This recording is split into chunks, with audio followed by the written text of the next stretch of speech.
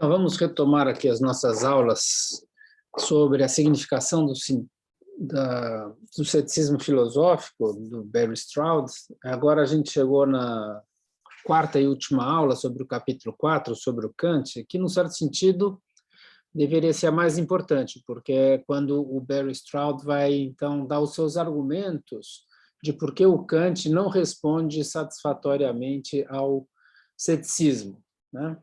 Isso vai dos parágrafos 64, na página 232, até o final, e todo esse trecho crítico ele gira em torno de duas perguntas, né? A primeira é se a conclusão transcendental é inteligível para nós, ou mesmo para ele. Então, a primeira crítica do Barry Stroud se dirige à inteligibilidade do discurso transcendental, da filosofia transcendental, né? E, em segundo lugar, supondo que esse discurso é inteligível, se é de fato é melhor como resposta à questão filosófica do que o idealismo cético que o Kant gostaria de evitar. Essas são as duas questões, né? A primeira questão, claramente, ele trata do parágrafo 65 ao 60 e... desculpa, deixa eu pegar aqui a minha divisão aqui no final.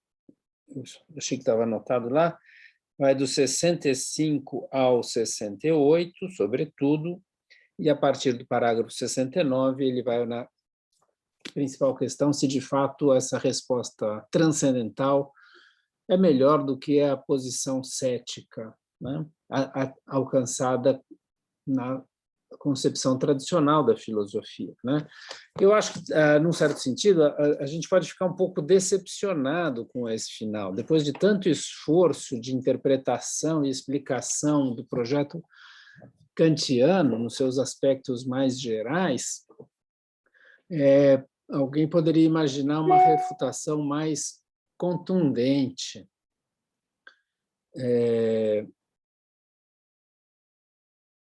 E eu não sei se, de fato, os argumentos são tão fortes assim, né? Aparecem só no final do texto, mas, de qualquer maneira, são os argumentos que ele dá, e nós vamos ver, então, qual é a dificuldade. Muito bem, então a primeira questão, né, é saber se essa conclusão é inteligível ou ininteligível, né? E a resposta do Barry Stroud é que não parece ser inteligível, não. Dois são os argumentos principais do Barry Stroud. O primeiro é que, para a gente entender o projeto kantiano, né, dessa filosofia transcendental, a gente precisa entender que tipo de estudo é esse, ou que tipo de investigação é essa que o Kant propõe acerca das condições do conhecimento humano, né? Uma investigação sobre como o ser humano conhece é perfeitamente compreensível, né? Desde que entendida de maneira empírica, né? Como é que os seres humanos entram em contato com o mundo, como é que funciona, né, os nossos órgãos perceptivos, como é que funciona a linguagem, como a gente estrutura nosso conhecimento, né, em teorias, etc. e tal.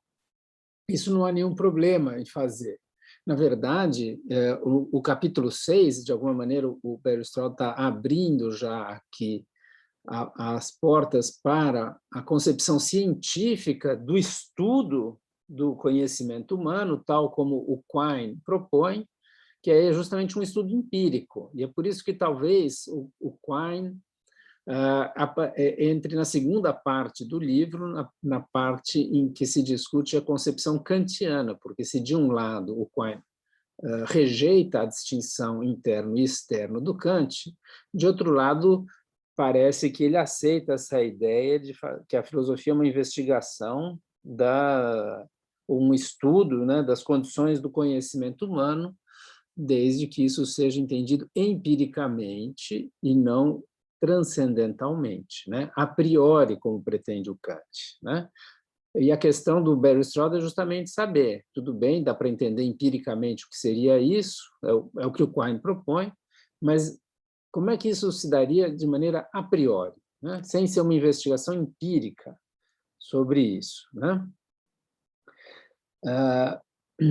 E aí diz o Barry Stroud, eu cito, né, parágrafo 66, página 233, ele diz assim: entenderemos a noção de Kant do transcendental somente quando entendermos sua investigação especial a priori das condições do nosso conhecimento humano.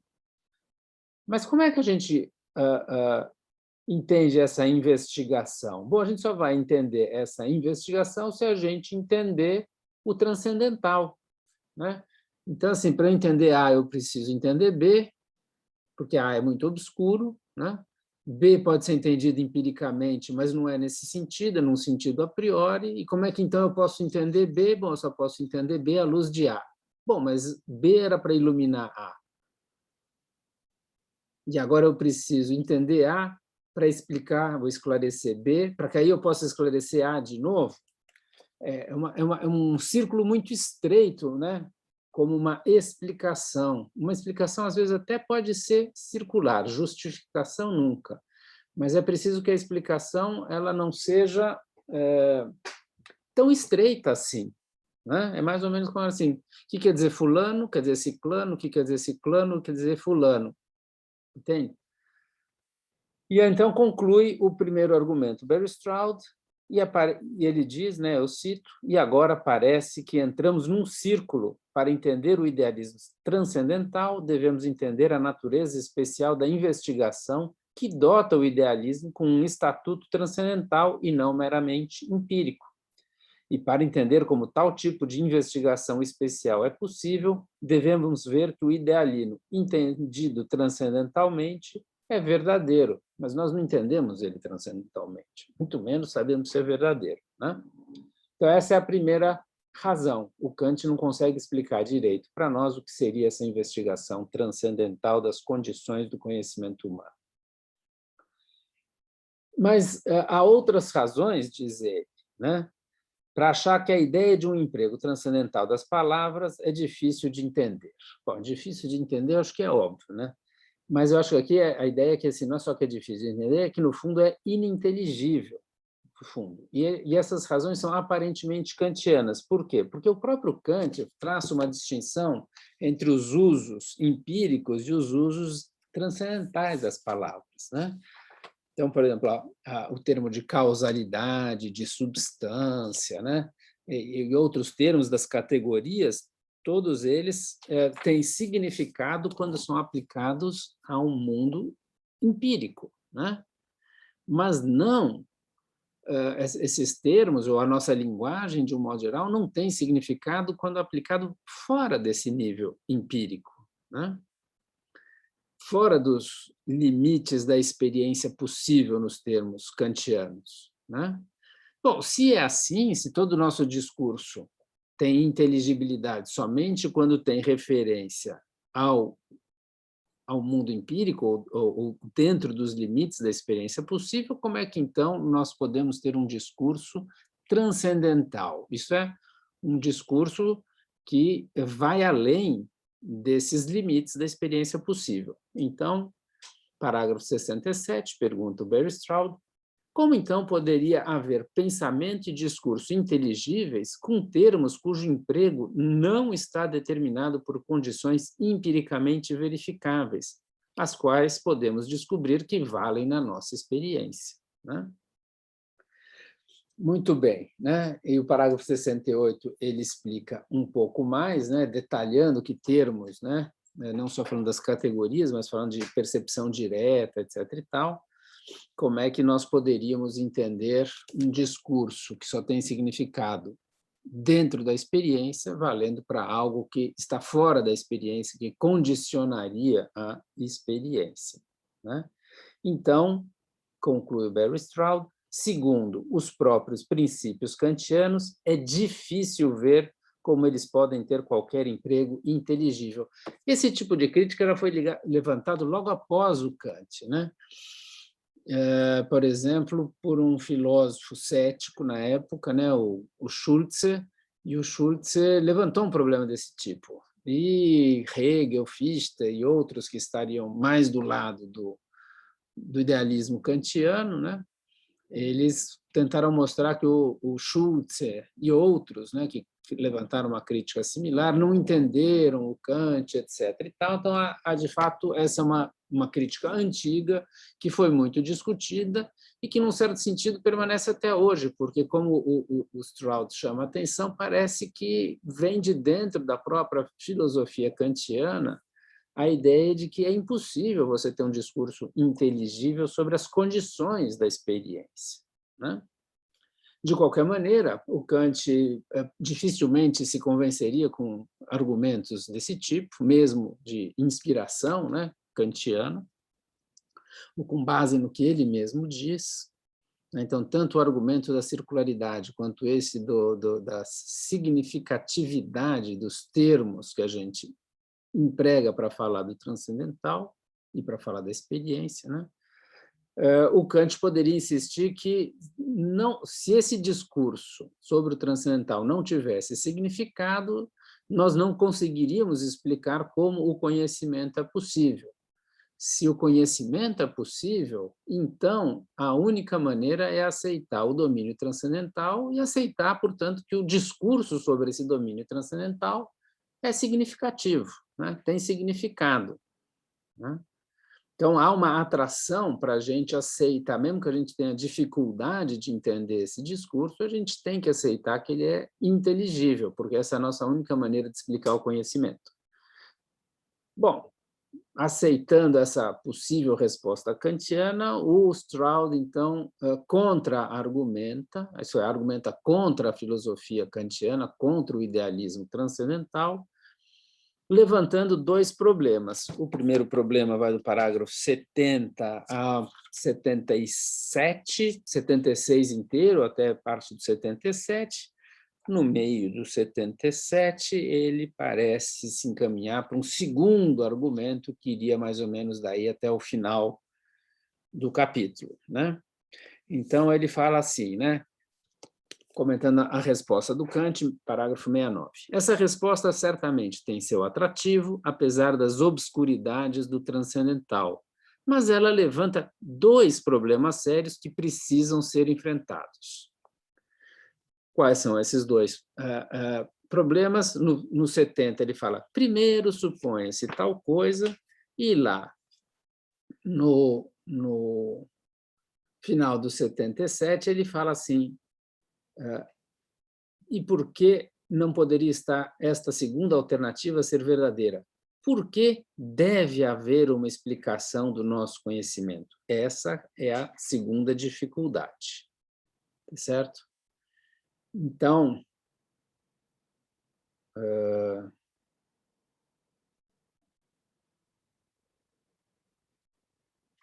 nada, desculpa, eu fiz uma pequena confusão. No 70, ele levanta o primeiro problema, e já no finalzinho do 71, ele vai levantar um segundo. E aí, no finalzinho do 71, ele fala assim, e esse é o segundo problema. Há uma questão séria sobre a força dessa garantia, dada a concepção de Kant do transcendental. Certo?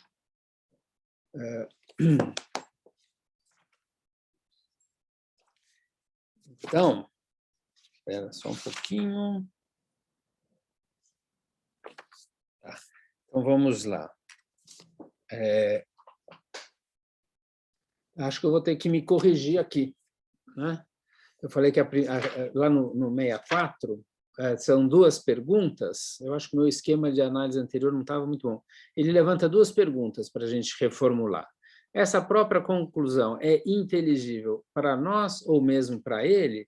Quer dizer, de alguma maneira tem essa resposta do Kant, e isso vai, então, até o 70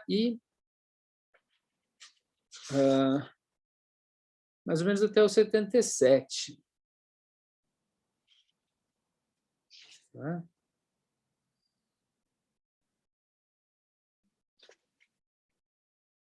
Olha só. Eu vou deixar isso aqui, no final eu retomo essa questão, porque eu estava apresentando uma distinção, uma divisão do texto, e agora, não sei por que, parece um pouco diferente, né? Depois a gente volta aqui. De qualquer maneira, as ideias básicas serão essas mesmas que eu estou falando, né? Então, vamos lá, vamos voltar aqui, né? Qual que é o primeiro problema que a resposta do Kant, que tem que ter um sentido, né? Porque senão a gente não tem uma explicação possível. O primeiro problema é o seguinte, né? Diz o página 235, parágrafo 70, o Barry Stroud.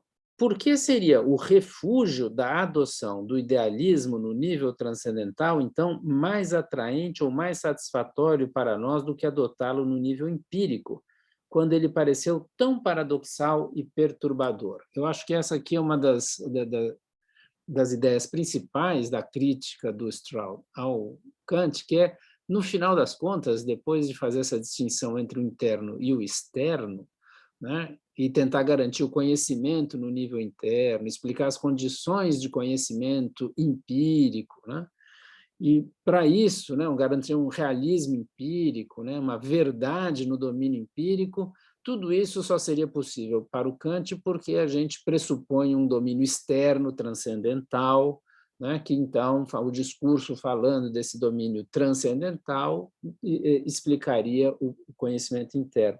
Mas, aparentemente, se recoloca no nível transcendental o mesmo tipo de paradoxo ou problema, porque se o problema no nível empírico era o idealismo, por exemplo, o idealismo cético, o idealismo problemático, o idealismo dogmático, o idealismo delirante, uma série de tipos de idealismo que o Kant fala, né?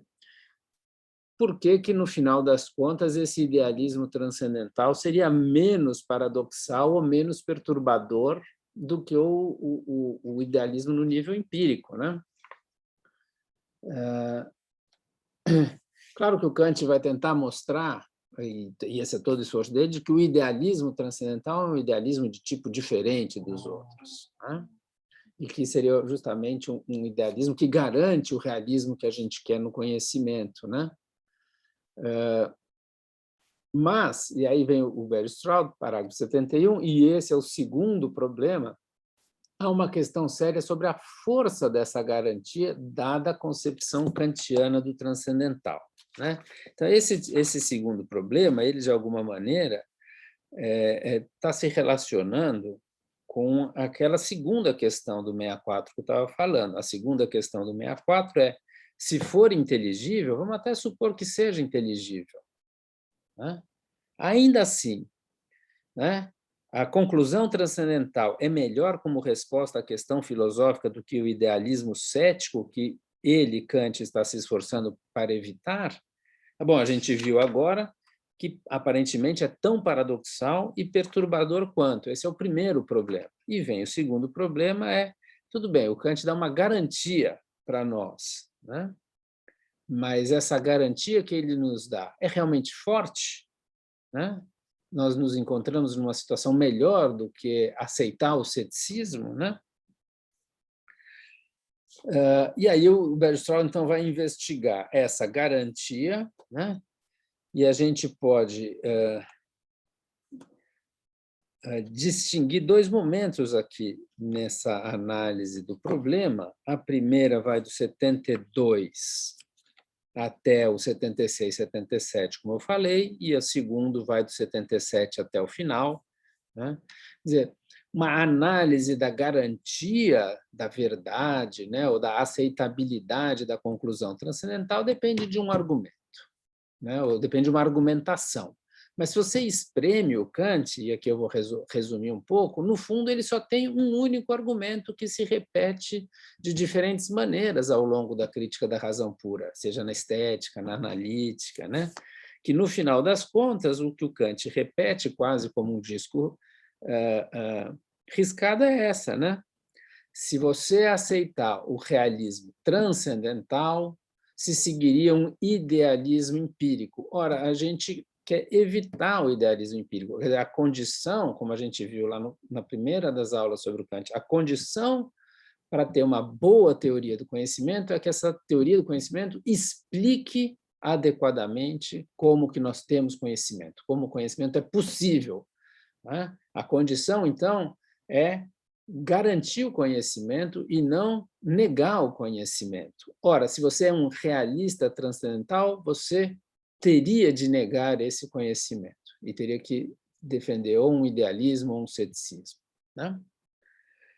Então, a questão é se eu tenho que adotar um idealismo transcendental, por quê? Porque o realismo transcendental seria inaceitável, porque o realismo transcendental não satisfaz aquela condição, aquela exigência de uma boa teoria do conhecimento.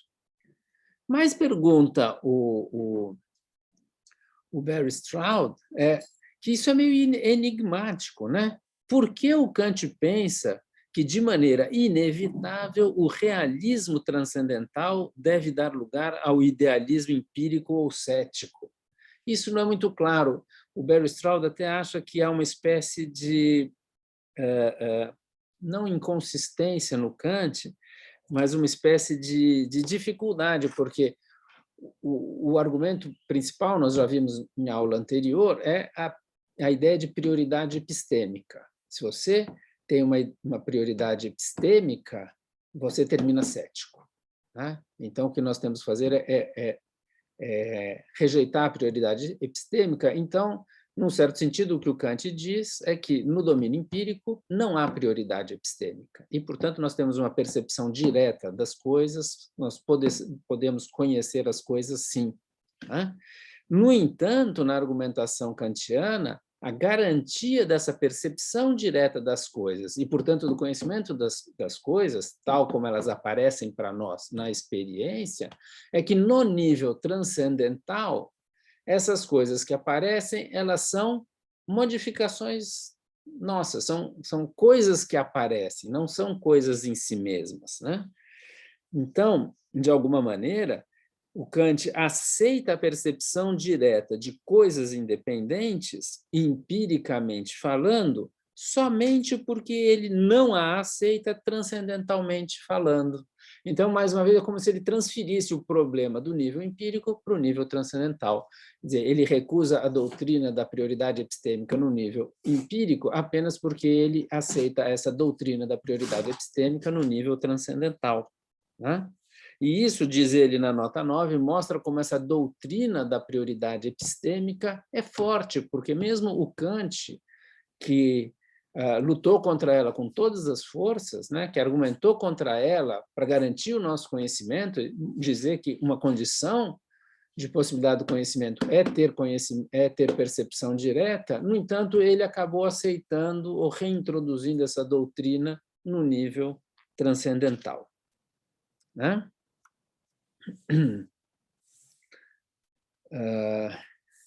Em segundo lugar, também argumenta o Barry Stroud, já no parágrafo 74, na página 238, né? Ele diz assim, eu leio o Barry Stroud: suponha-se que Kant esteja perfeitamente certo em dizer que o realismo transcendental não explicaria o nosso conhecimento das coisas ao nosso redor. Quer dizer, vamos considerar que o primeiro argumento não é muito bom. O argumento é por que o realismo transcendental não explicaria, né? É algo enigmático, não sei. Mas vamos supor que vamos dar razão ao Kant nesse ponto. Ainda assim surge um outro.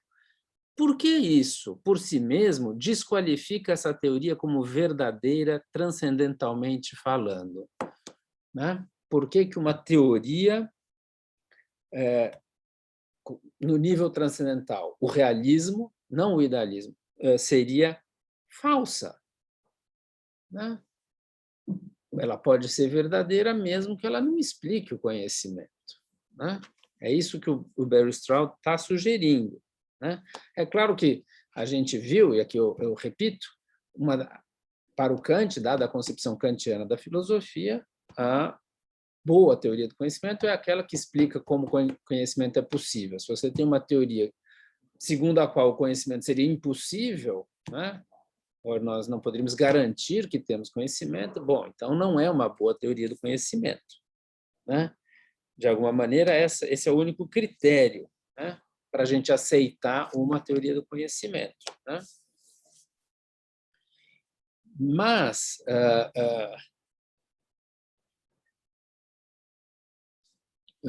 desculpa, Mas então, no final das contas, é sempre essa, né? O único argumento do Kant é desqualificar o realismo transcendental. Existe um argumento, que os Strauss chamam de independente, quer dizer, um argumento a favor do idealismo transcendental, quer dizer, nós poderíamos ter um argumento para rejeitar o realismo transcendental. Mas e para aceitar o idealismo transcendental? Tirando o argumento de rejeitar, porque alguém poderia dizer, bom, o realismo transcendental não explica o conhecimento, mas talvez também não o idealismo transcendental. Não é?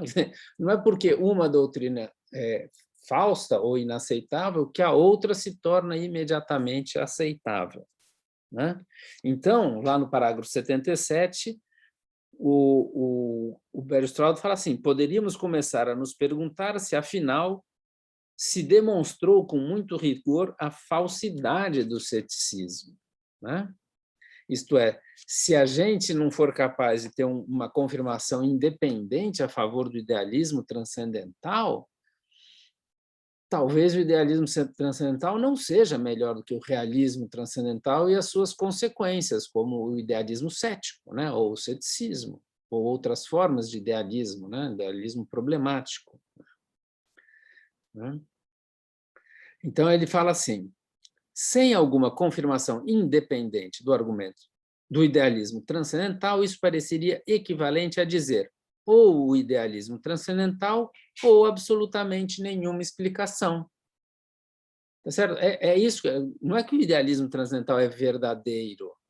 O que resulta da rejeição do realismo transcendental é essa disjunção, é essa alternativa. Ou o idealismo transcendental é uma possibilidade, mas não está provado, ou, de outro lado, absolutamente nenhuma explicação. E aí levanta o Bergstraud.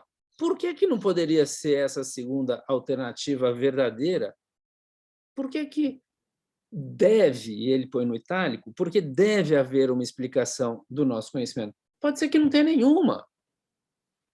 Quem garante que tenha uma explicação adequada do conhecimento humano?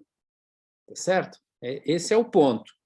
E aí ele vai terminar dizendo que há duas maneiras pelas quais poderia não haver nenhuma explicação do conhecimento humano. A primeira vai do parágrafo 78 ao parágrafo 80, né?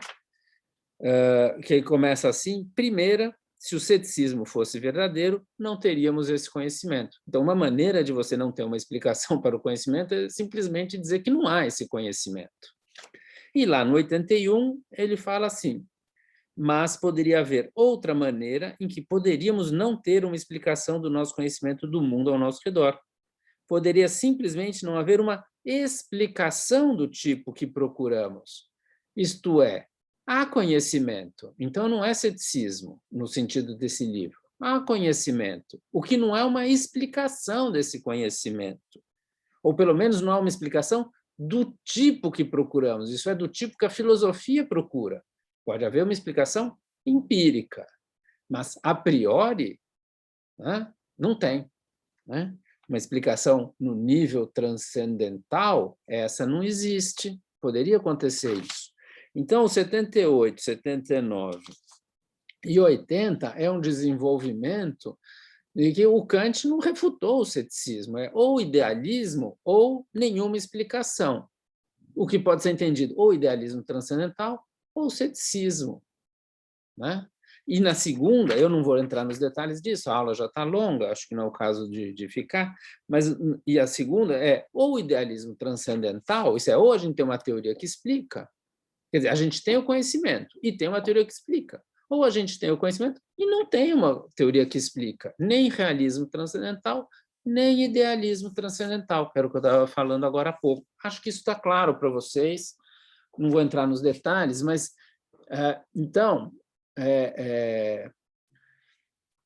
do 81 até o final, de alguma maneira, o Bergstraud começa a se encaminhar para analisar uma outra estratégia, né? Que se o idealismo transcendental é tão difícil de entender, que nós só aceitaríamos ele, mesmo sendo meio ininteligível, porque seria o único refúgio para a gente evitar o ceticismo, o idealismo. Bom, mas se ele reproduz no nível transcendental os mesmos paradoxos e as mesmas dificuldades que foram encontradas no nível empírico, elas simplesmente se reproduzem no outro nível, né?